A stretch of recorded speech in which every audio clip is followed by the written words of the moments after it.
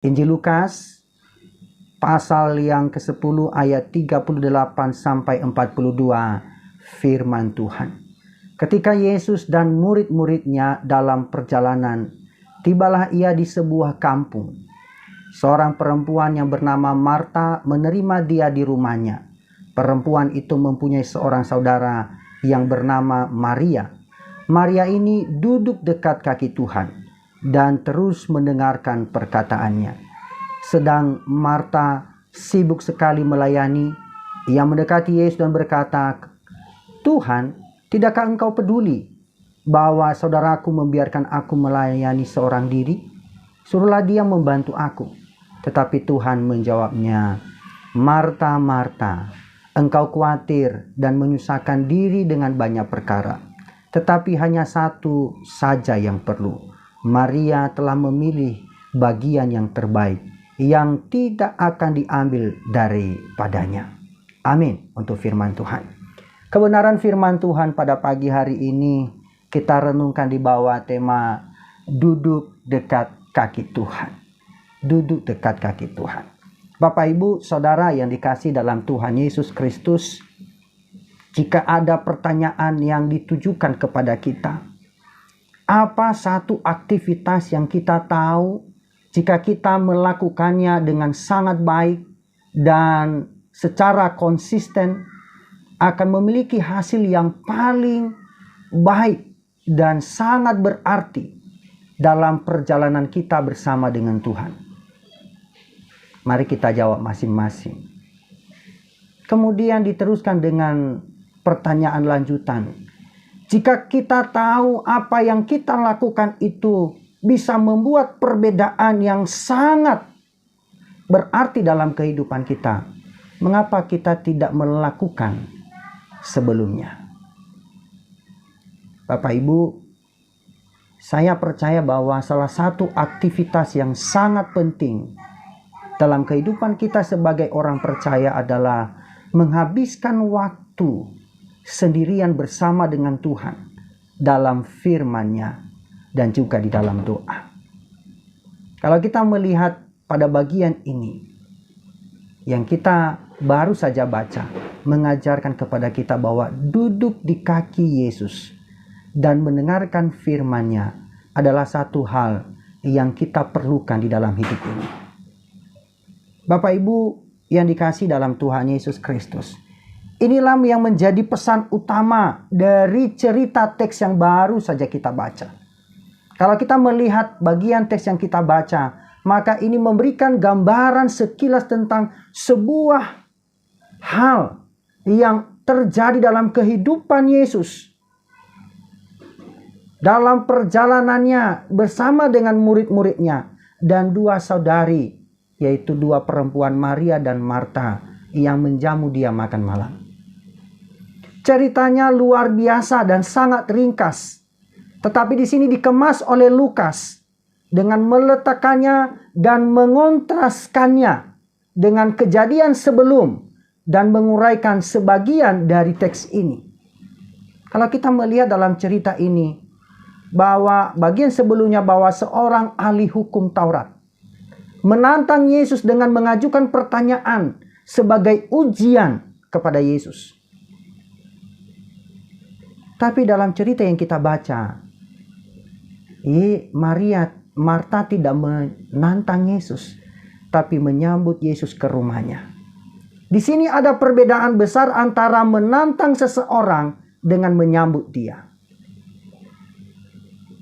Dan Lukas ingin kita bertanya pada diri kita sendiri, apakah saya sedang menguji Yesus atau apakah saya sedang menyambut dia dalam kehidupan saya ini?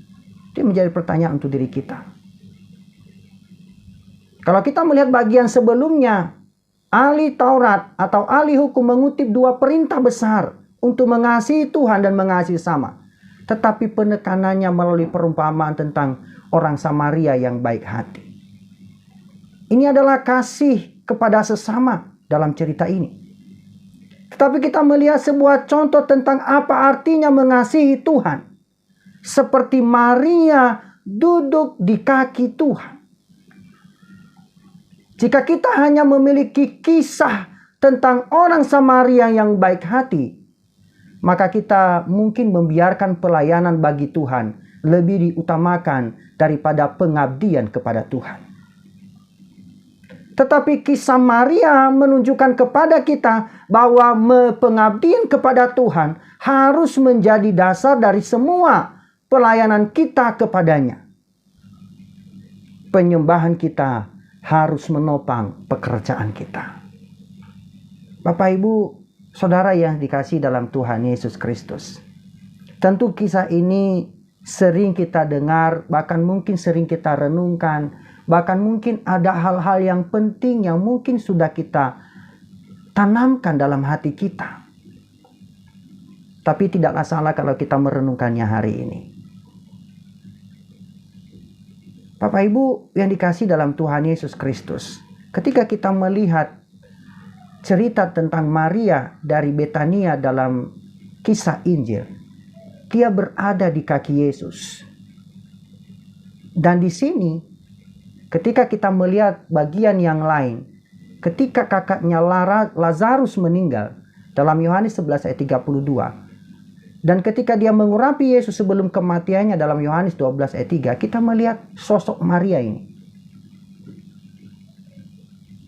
Bahkan yang paling istimewa, Yesus memiliki prioritas khusus mengunjungi para wanita ini dan juga bersedia mengajar mereka tentang hal-hal yang rohani. Dan budaya pada masa itu menganggap bahwa para rabi mengajar wanita itu hanya membuang-buang waktu. Tetapi di sini kita melihat perbedaan yang sangat signifikan, yang sangat berarti. Yesus meluangkan waktu untuk mengajarkan, memberitakan Injil. Maka ini memiliki nilai yang khusus yang Tuhan berikan kepada tiap-tiap orang. Mungkin kita tidak memikirkan di balik kisah ini. Dalam konteks masa itu, mengajar wanita itu merupakan sesuatu hal yang dianggap sia-sia. Tapi justru tidak dengan Yesus, yang memberikan waktu khusus. Tidak hanya itu, dia mengunjungi mereka, bahkan memberikan hal yang istimewa. Lazarus, saudara mereka yang sudah mati, dikatakan oleh Tuhan dia tidak mati, dia hanya tidur dan dibangunkan kembali. Walaupun sebenarnya pengertian itu adalah mati, benar-benar mati secara jasmani. Bapak Ibu yang dikasihi dalam Tuhan Yesus Kristus. Dan melalui para wanita ini secara khusus Maria, Tuhan mengajarkan kepada kita sebuah pelajaran penting tentang prioritas utama yang perlu kita pegang di tengah-tengah kesibukan kita, yaitu duduk di kakinya. Dan itu adalah hal yang sangat perlu. Dan itu dikatakan Maria telah memilih bagian yang terbaik. Mungkin sebagian besar setuju, setidaknya secara teoritis, bahwa ketika secara konsisten menghabiskan waktu secara terus-menerus, kita menghabiskan waktu di kaki Tuhan Yesus, dan itu menjadi prioritas utama kita. Tapi kalau kita melihat faktanya dalam kehidupan sehari-hari, dalam pengalaman kita melayani Tuhan, kebanyakan kita bergumul untuk melakukan hal itu secara konsisten. Duduk dekat kaki Tuhan. Firman Tuhan ini sebenarnya sedang memotivasi kita dengan menunjukkan mengapa kita duduk di kaki Yesus. Itu adalah satu-satunya yang kita butuhkan, yang kita perlukan. Maka ketika kita mengamati, maka ada beberapa rintangan yang perlu kita atasi ketika kita mau melakukan secara konsisten, secara terus-menerus duduk dekat kaki Tuhan. duduk dekat kaki Tuhan. Mengapa duduk dekat kaki Yesus adalah satu-satunya hal yang kita perlukan? Saudara, banyak dari kita telah mencoba membaca firman Tuhan, masuk ke dalam firman Tuhan, dan kita menghabiskan waktu bersama dengan Tuhan dan juga dalam doa. Tetapi kita kehilangan motivasi di dalamnya. Mungkin kita sudah memulai dari kitab Kejadian dengan penuh semangat, bertahan sampai kitab Keluaran, tetapi kita tersesat dan terhilang di suatu tempat ketika kita masuk di dalam kitab Imamat. Mungkin kita tidak mendapat banyak dari kitab Imamat dan kita berhenti di situ. Membosankan. Tetapi apapun yang mematikan motivasi kita, faktanya bahwa Yesus menyebut tindakan Maria duduk di kakinya dan mendengarkan firman-Nya itu adalah hal yang perlu. Dan itu juga menjadi alasan yang cukup untuk kita memulai komitmen di dalam diri kita. Bapak Ibu Saudara yang dikasihi dalam Tuhan Yesus Kristus, ada 4 alasan mengapa kita harus menjadikan duduk di dekat kaki Tuhan sebagai prioritas utama dalam hidup kita. Yang pertama, karena firman itu memberikan hikmat Allah yang sangat kita butuhkan untuk semua keputusan dan arah hidup kita. Firman itu memberikan kita hikmat. Hikmat yang dari Allah, dan itulah yang kita butuhkan untuk semua arah dan tujuan hidup kita. Kalau kita melihat dalam teks aslinya yang dipakai oleh Lukas menggunakan gelar Tuhan, bukan Yesus. Kalau kita melihat di sepanjang cerita ini sebenarnya Lukas sedang menegaskan bahwa Yesus adalah Tuhan Allah, sehingga firman-Nya adalah firman Tuhan. Kita mungkin berpikir, pasti luar biasa ketika duduk dan mendengar Yesus berbicara seperti Maria. Dan berharap kita bisa kembali di masa itu. Dan bersama dengan Maria bergabung menikmati sabdanya yang keluar dari mulut Tuhan sendiri. Tetapi faktanya, Bapak Ibu, kita hanya memiliki firman Allah yang tertulis, yang diwahyukan oleh Allah, yang diberikan untuk kita, yang tersedia bagi kita setiap hari. Namun kita sering mengabaikannya.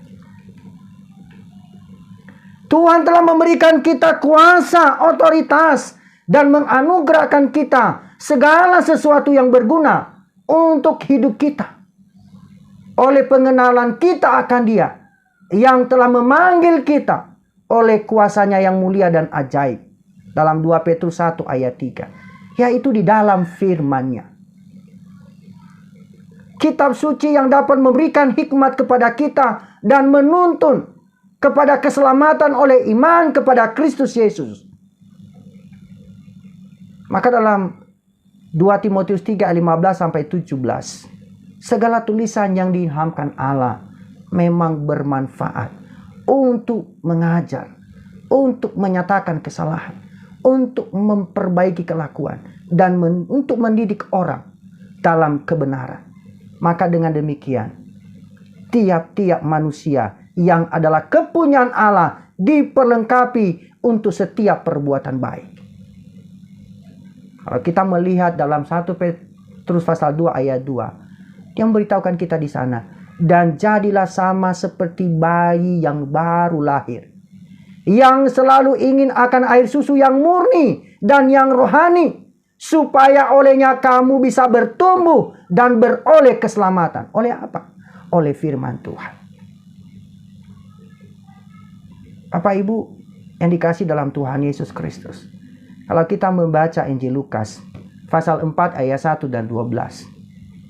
Yesus mengalahkan segala pencobaan, tantangan dengan mengutip ayat kitab suci. Artinya telah mengalami firman itu. Seperti yang dikatakan oleh pemazmur, dengan segenap hatiku, aku mencari Engkau. Janganlah biarkan aku menyimpang dari perintah-perintah. Mazmur 119 ayat 11. Firman Tuhan memberikan kita pengetahuan tentang bagaimana mengasihi Tuhan dan mengasihi sesama. Dalam Lukas 10 ayat 27. Namun begitu banyak orang percaya dikalahkan oleh dosa dan hubungan menjadi tegang satu dengan yang lain. Dan susah masuk di dalam persekutuan dengan firman Tuhan. Untuk mencari jawaban. Untuk mencari hikmat Tuhan. Diibaratkan seolah-olah kita sedang sekarat karena kanker. Dan kita memiliki obat kanker yang ada di rak kita. Di rak obat. Namun kita tidak mengambilnya dari rak dan menggunakannya. Demikianlah firman Tuhan. Kita punya persoalan yang sangat mendasar dalam kehidupan kita. Kita tahu bahwa ada firman Allah yang tertulis, yang bisa menolong kita, memberikan kita hikmat, yang menuntun kita. Tapi kita tidak mau bersentuhan. Kita tidak mau menggunakan firman Tuhan itu. Bapak Ibu Saudara yang dikasihi dalam Tuhan Yesus Kristus. Firman Tuhan tidak hanya memberikan kita hikmat yang menuntun pada keselamatan dan pemahaman yang kita butuhkan untuk bertumbuh dalam hidup bersama dengan Tuhan. Tetapi juga memberikan kita perspektif cara pandang yang kita butuhkan untuk menghadapi pencobaan, tantangan hidup. Termasuk menghadapi kematian. Bapak Ibu, firman Tuhan menjadikan kita pengharapan di tengah pencobaan kita. Dan firman Tuhan juga memberikan pengharapan kepada kita di balik kubur yang akan kita hadapi. Jadi apakah Maria duduk mendengarkan firman Tuhan merupakan sesuatu hal yang perlu? Bisa kita jawab. Demikian juga dengan kita. Duduk dekat kaki Tuhan, itulah yang kita butuhkan. Hal yang kedua, firman itu menempatkan kita dalam hubungan dengan Tuhan yang hidup dari surga dan berkuasa di bumi. Maria duduk di kaki Yesus dan mendengarkan apa yang disampaikannya. Ini menyiratkan relasi atau persekutuan dengan Tuhan. Seperti dua pria di jalan Emmaus dalam Lukas 24 ayat 32. Demikian juga dengan hati Maria yang berkobar-kobar dalam dirinya saat mendengarkan Yesus sedang menjelaskan tentang kitab suci. Dan itu terjadi lewat relasi, hubungan, persekutuan dengan Tuhan. Maka relasi ini, hubungan persekutuan dengan Tuhan, berdampak dalam kehidupannya. Dan dia tidak main hitungan ketika mengiring Tuhan. Dia rela mengorbankannya. Kalau kita membaca di dalam Matius 26 ayat 13, kita diingatkan bagaimana Maria menyumbangkan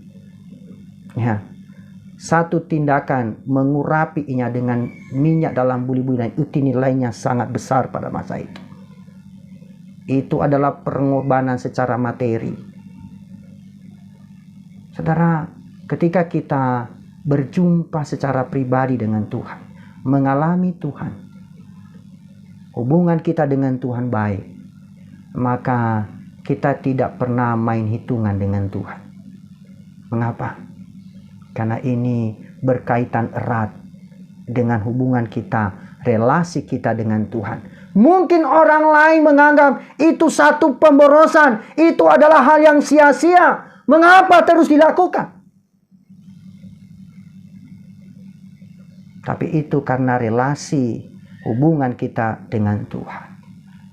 Maka hal yang ketiga yang perlu kita renungkan, bahwa firman Tuhan menempatkan semua tekanan hidup dalam cara pandang, perspektif yang tepat.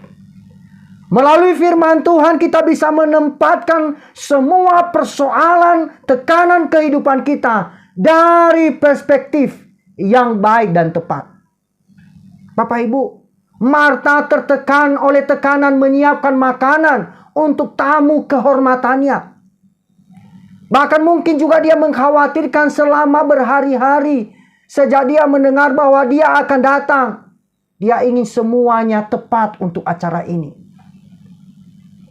Tetapi karena fokusnya pada tekanan dan tekanan, dia akhirnya menjadi khawatir dan terganggu dengan banyak hal.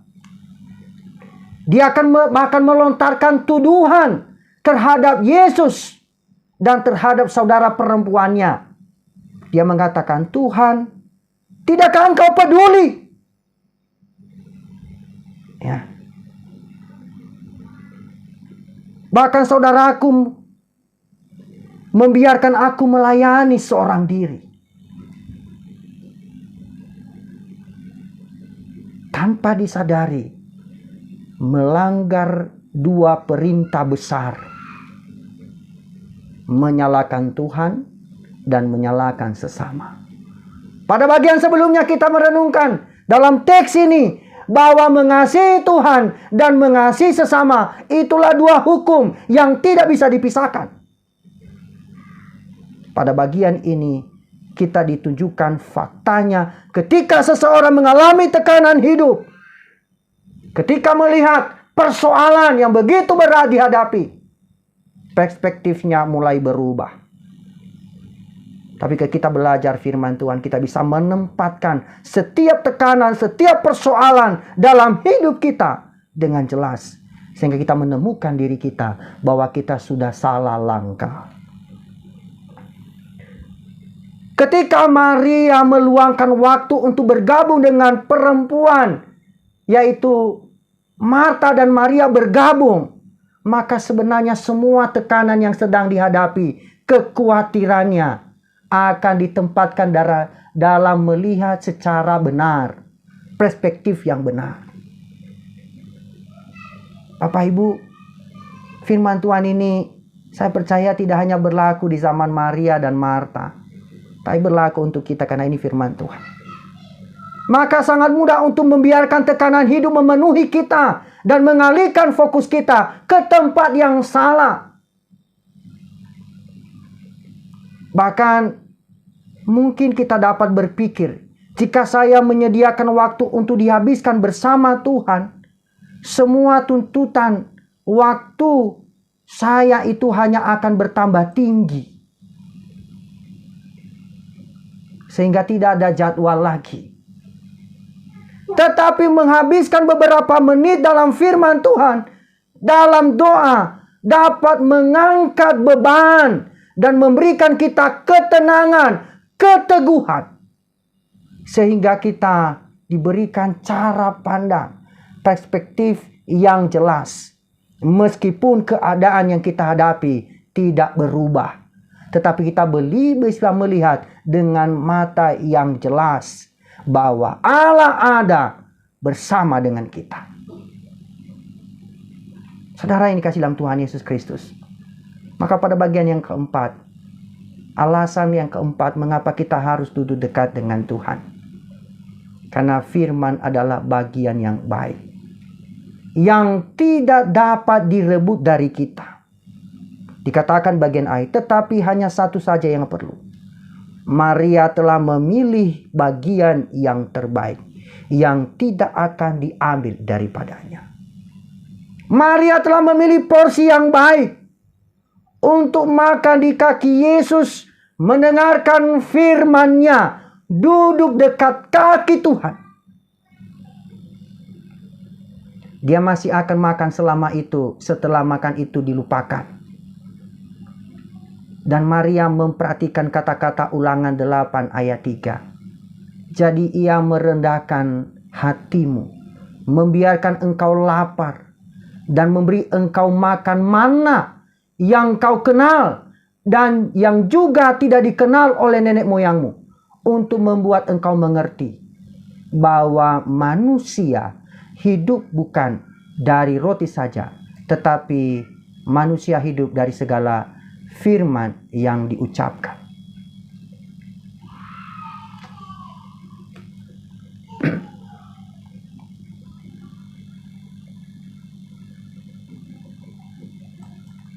Haleluya. Sekali lagi.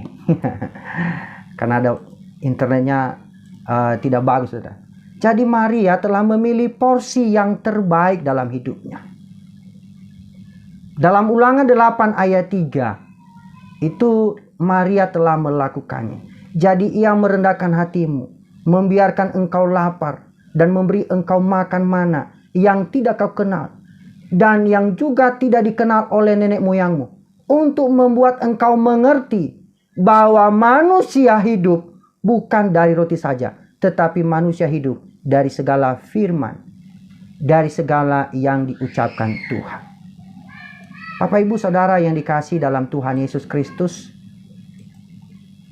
kita bisa saja kehilangan segalanya dalam hidup, tetapi kita tidak akan kehilangan waktu yang kita habiskan untuk berkomunikasi dengan Tuhan. Kita bisa kehilangan pekerjaan, kehilangan uang, kehilangan harta benda, bahkan persahabatan.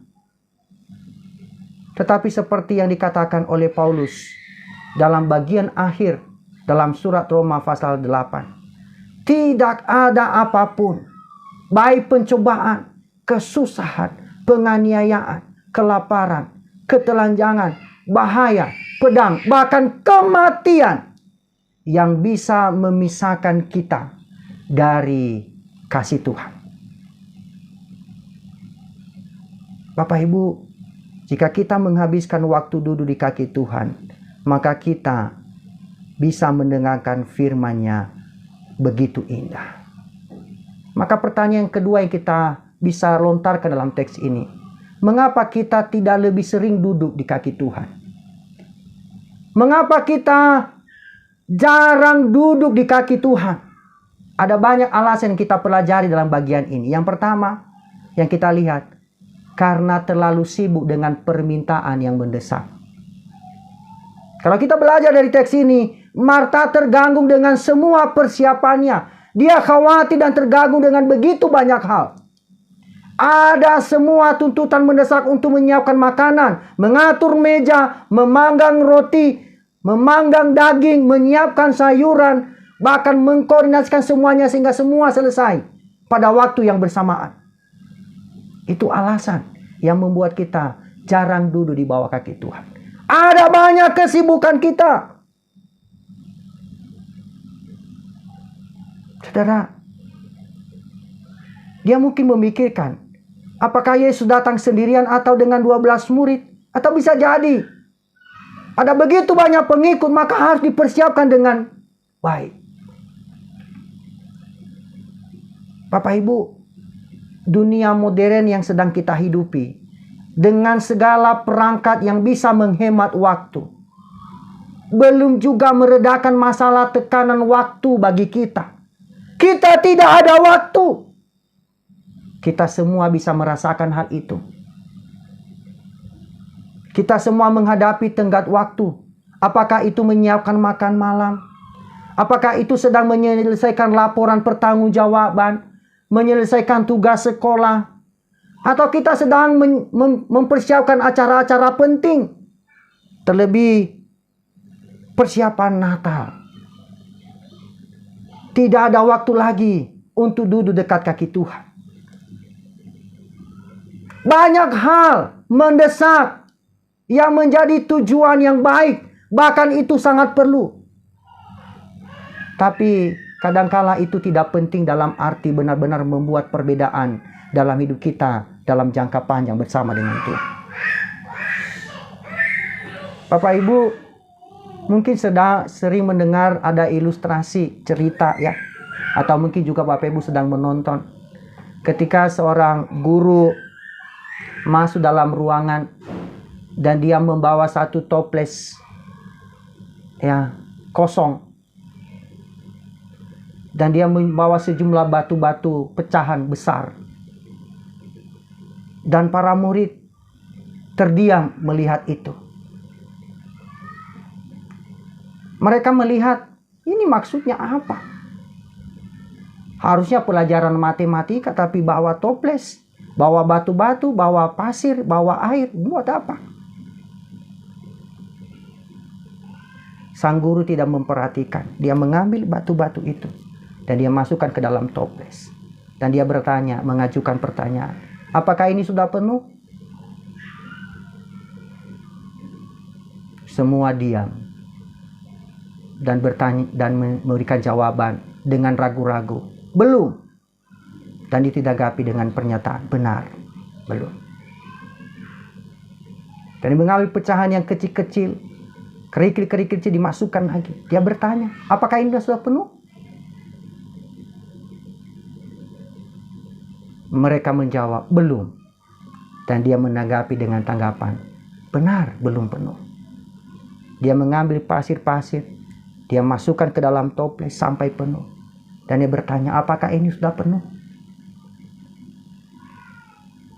Mereka bertanya dengan kagum, juga belum. Mereka susah untuk menjawab pertanyaan itu. Dan dia mengambil air, dia masukkan ke dalam toples. Dan dia bertanya kepada muridnya, apakah ini sudah penuh? Dan mereka menjawab, benar, sudah penuh. Dan guru menanggapinya, benar. Bapak Ibu, intinya di sini bahwa kita tidak memasukkan batu besar terlebih dahulu, maka kita tidak akan pernah bisa memasukkan sama sekali kalau kita tidak memulai dari batu besar. Dan Yesus berkata, waktu yang dihabiskan untuk duduk di kakiku dan mendengarkan firman-Ku adalah sebuah batu besar. Itulah yang paling utama. Jika kita tidak berhati-hati, maka kesibukan akan menyita waktu penting kita yang kita perlukan bersama dengan Tuhan. Banyak hal-hal yang baik, termasuk melayani. Ini dapat secara keliru kita mengesampingkan hal-hal yang utama dalam hidup kita.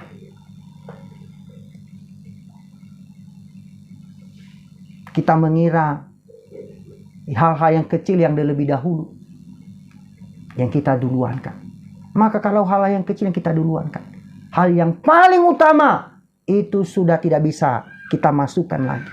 Demikianlah hidup kita di hadapan Tuhan.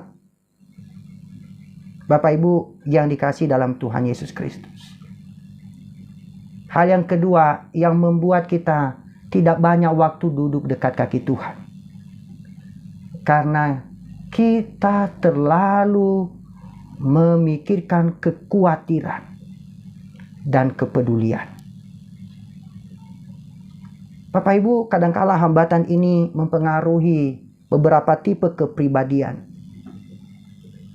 Jika kita seperti Marta dan Maria, maka kita harus mewaspadainya. Ada yang cenderung khawatir dan resah akan segala macam hal yang bahkan tidak pernah dipikirkan orang lain. Mungkin Marta berpikir, saya ingin tahu apakah Yesus akan menyukai domba panggang. Apa yang akan dia pikirkan tentang penataan meja? Apakah saya sudah cukup untuk membuat makanan? Apa yang menjadi sayuran kesukaannya? Dan kita melihat Maria duduk di sana dan berbicara tentang teologi. Berbicara tentang hal-hal yang rohani dengan Tuhan. Apakah dia tidak tahu bahwa ada beberapa hal praktis yang perlu membutuhkan bantuan? Bapak Ibu, kalau kita melihat bagian ini, sepertinya Maria adalah tipe yang lebih kontemplatif, ya, lebih devosional, lebih banyak merenung.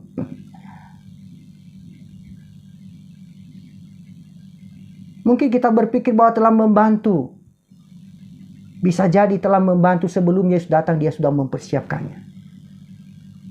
Namun ketika Yesus sampai di sana, maka ia sedang asik dengan pengajarannya. Bahkan tidak pernah memikirkan banyak hal yang sedang mengganggu Marta.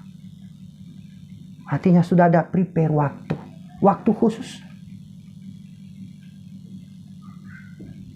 Saya yakin bahwa Maria dan Marta dua-duanya mengasihi Tuhan. Tentu saja ada ruang untuk semua tipe kepribadian yang sama dalam pekerjaan Tuhan. Kita membutuhkan orang-orang yang bekerja keras seperti Maria. Dan kita juga membutuhkan pembelajar seperti pekerja keras seperti Marta. Dan pembelajar seperti Maria. Kita membutuhkan ini semua.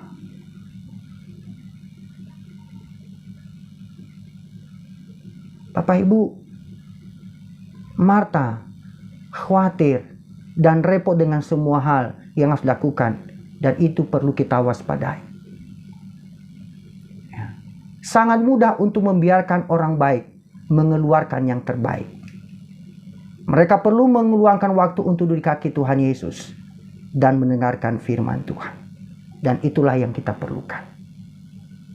Alasan yang ketiga, mengapa kita harus duduk dekat kaki Tuhan, itu yang kita perlukan. Karena kita takut apa yang dipikirkan keluarga, apa yang dipikirkan tentang kita oleh sahabat-sahabat kita. Bapak Ibu, Maria tidak memikirkan apa yang dikatakan yang menjadi halangan baginya untuk duduk di kaki Tuhan Yesus. Tetapi dia melakukannya. Marta menjadi panas dan terganggu melihat Maria duduk enak di bawah kaki Tuhan. Dua hal yang kontras yang kita pelajari. Kadangkala orang yang ada di sekitar kita memiliki sikap seperti Marta, mengganggu konsentrasi kita. Ketika kita sedang fokus bersama dengan Tuhan, menyediakan waktu khusus dengan Tuhan.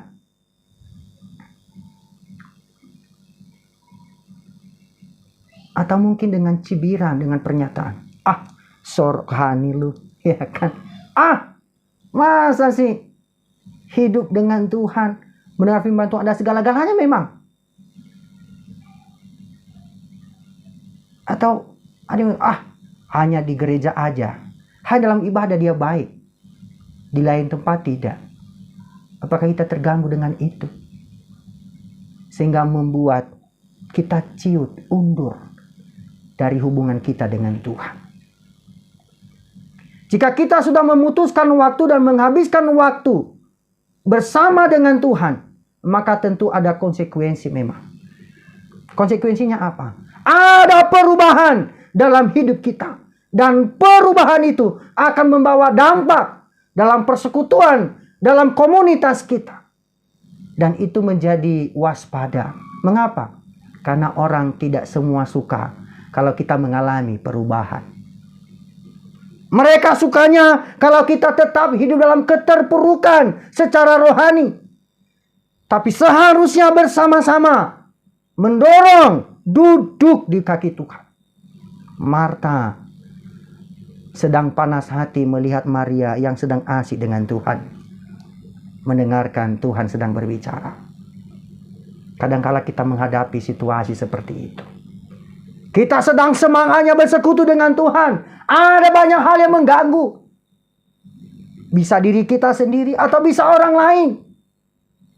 Mengganggu konsentrasi kita, membuat kita tidak tenang, membuat kita tidak nyaman, merasa kita minder dan tidak mau lagi. Tentu bagaimana kita bisa mulai duduk di kaki Tuhan? Yang pertama, kita harus berhenti menyalahkan orang lain dan memulai komitmen untuk berubah. Kadangkala sering kita menyalahkan orang lain kalau kita tidak meraih segala sesuatu. Tapi kita belajar dari sini, kita harus berhenti menyalahkan orang lain. Kita diberitahu di sini apa tanggapan Marta yang tidak mudah baginya untuk berubah. Hal yang mudah baginya adalah menangis dan meratap. Mengapa? Karena Tuhan telah menegurnya. Bisa jadi pergi ke ruangan lain dan mengasihani dirinya sendiri karena tidak ada yang mengerti betapa kerasnya dia sedang mencoba menyiapkan makanan yang paling enak. Sampai saya batuk. Dia sedang mencoba melakukan sesuatu yang terbaik, tapi justru disalahkan. Saudara, untuk berubah, Marta harus berhenti menyalahkan Tuhan karena tidak peduli. Berhenti menyalahkan Maria karena tidak membantu. Dan duduk dengan hati yang mau diajar dan mendengar apa yang Tuhan ajarkan tanpa mengkhawatirkan daging panggangnya yang ada di dapur. Tentu juga kita berharap demikian. Dan itu melakukan itu tidaklah mudah. Meninggalkan sesuatu yang kita anggap itu adalah satu kebiasaan yang harusnya terus kita lakukan. Berubah itu tidak gampang. Membutuhkan proses dan konsekuensi. Maka jika kita seorang Marta, baik posisi kita sebagai pria atau wanita, dan ingin menjadi Maria, maka kita harus berhenti menyalahkan orang lain. Mengapa kita tidak menghabiskan waktu sendirian dengan Tuhan secara konsisten? Itu bukan karena kesalahan pasangan kita. Itu bukan karena kesalahan anak-anak kita. Itu bukan karena kesalahan bos kita. Atau itu bukan karena kesalahan teman sekamar kita. Atau bukan karena kesalahan pembina kita. Bukan. Itu adalah jadwal kita yang kita atur bersama dengan Tuhan. Itu adalah salah kita sendiri. Maka kita harus merendahkan diri dan mengakui dosa kepada Tuhan. Dan kita harus memasukkan jadwal itu dalam jadwal rutin kita, yaitu bersekutu dengan Tuhan. Bisa melalui apa? Mengaktifkan kembali jadwal pendalaman Alkitab kita setiap hari Rabu. Itu salah satu dalam persekutuan komunitas kita. Mengaktifkan kembali jadwal persekutuan doa kita sebelum bekerja, mulai dari pagi, bahkan mengakhiri waktu sampai malam. Mengaktifkan kembali jadwal perenungan kita di hadapan Tuhan. Bagaimana kita memulai? Duduk di bawah kaki Tuhan. Tidak usah buat komitmen yang besar. Kita mulai dengan hal yang sederhana, yang realistik, yang bisa kita lakukan dan kita kerjakan. Jika kita tidak memiliki waktu yang konsisten sendirian dengan Tuhan dengan waktu target 1 jam per hari, maka minimal sediakan waktu 20 menit setiap pagi bersama dengan Tuhan. Setidaknya 5 hari dalam seminggu kita ada waktu duduk di bawah kaki Tuhan. Mau berinteraksi dengan firman Tuhan, tidak usah memikirkan 1 pasal setiap hari. 1 perikop saja. Mulai dari kitab Kejadian sampai kitab Wahyu. Secara rutin. Kalau mungkin itu susah, maka mulailah dengan Perjanjian Lama, mulai dari kitab Mazmur, Amsal, dan dalam Perjanjian Baru mulai dengan Injil Yohanes, supaya semangatnya berkobar. Tapi kalau lebih konsisten lagi, mulai dari kitab Kejadian sampai dengan kitab Wahyu, secara terus menerus, tidak pernah berhenti, dan waktu 20 menit bersama dengan Tuhan. Bapak Ibu, kalau kita memperhatikan bahwa duduk di kaki Yesus adalah sesuatu yang Maria pilih untuk dilakukan. Dan itu tidak akan terjadi secara kebetulan. Mengapa? Karena ada terlalu banyak hal lain yang perlu dilakukan. Banyak hal yang baik yang perlu dilakukan di luar itu. Dan itu dikesampingkan. Itu bukan sesuatu yang kita pilih sekali seumur hidup. Dan itu diselesaikan. Kita harus terus memilihnya dan berulang kali. Dari hari ke sehari. Dan terus. Sampai kita menutup mata. Duduk dekat kaki Tuhan. Mungkin ada banyak alasan untuk kita terlalu sibuk. Kita bisa melihat di sini. Tapi itu tidak ada yang menjadi baik di hadapan Tuhan. Di hadapan Tuhan yang kita butuhkan dalam hidup ini adalah duduk dekat kaki Tuhan. Mari siapkan waktu-waktu khusus kita untuk duduk dekat kaki Tuhan. Supaya kita menikmati, mengalaminya dalam kehidupan kita tiap-tiap saat. Tuhan Yesus memberkati.